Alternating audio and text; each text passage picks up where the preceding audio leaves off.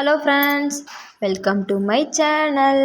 நம்ம இந்த வீடியோவில் என்ன பார்க்க போகிறோன்னு பார்த்தீங்கன்னா, மாதுளை பழத்தோட ஹெல்த் பெனிஃபிட்ஸ் பற்றி தான் நம்ம இந்த வீடியோவில் பார்க்க போகிறோம். This video sponsored by mod mobile app.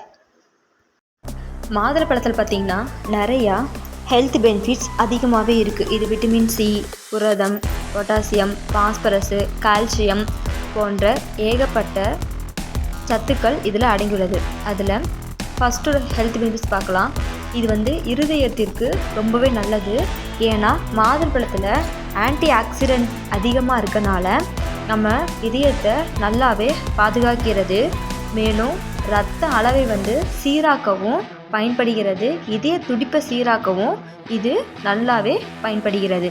Next one பார்த்திங்கன்னா, சர்க்கரை நோயை தடுக்கும்.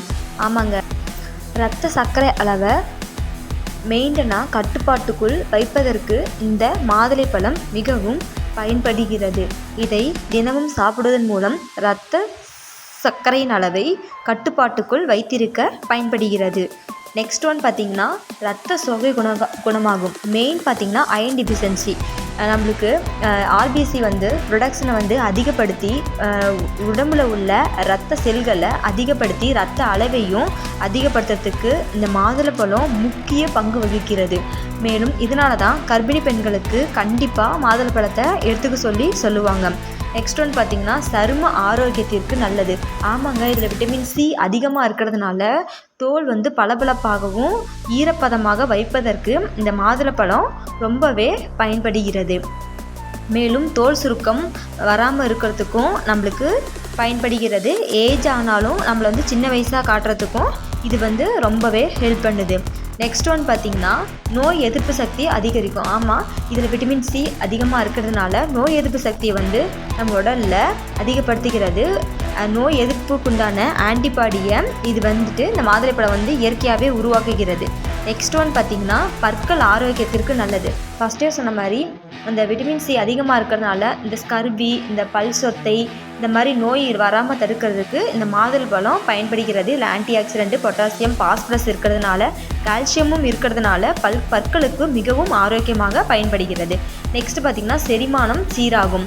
நம்மளுக்கு செரிமான பிரச்சனை இருக்குது அப்படின்னா இந்த மாதுளப்பழம் சாப்பிட்டிங்கன்னா மாதுளப்பழத்தோட அதோட கொட்டை நல்லாவே செரிமான பிரச்சனை, மலச்சிக்கல் போக்குவதற்கு பயன்படுகிறது. கண்டிப்பாக எல்லாரும் சாப்பிட்டீங்க அப்படின்னா இந்த பிரச்சனையிலேருந்து தடுக்க முடியும். நெக்ஸ்ட் பார்த்தீங்கன்னா, புற்றுநோயை தடுக்கும்.